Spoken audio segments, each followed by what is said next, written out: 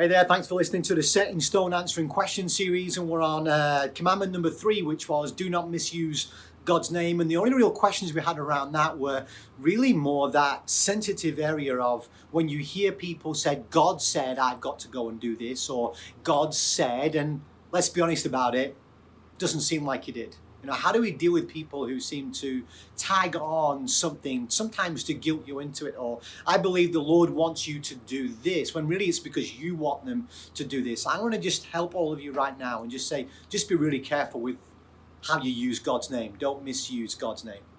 Don't take it in vain. Don't take it for self-centered purposes. Really be astute to that. But for everybody else, do you know what?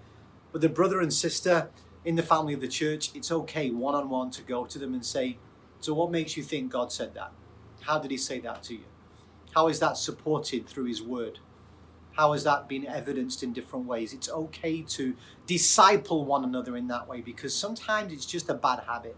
Just a bad habit that, you know, God told me that you should do this. I'm like, well, just explain that to me. And sometimes that is very true, and it can be very affirming. So I don't want you to retreat from not leaning into yourself or to somebody else because you believe God said something to you.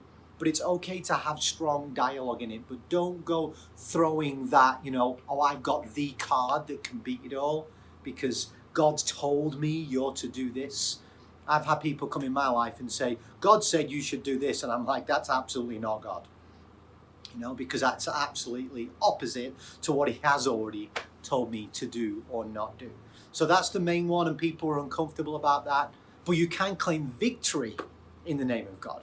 And you can claim and you can declare things in and give praise to God because of who he is and his name. And when you understand the powerful name of God, it can lead to victory in so many areas. And one of the greatest ways you can do it is declare his name in praise. So there you go. That was number 3. Check the next video for number 4, maybe number 5 together. Thanks.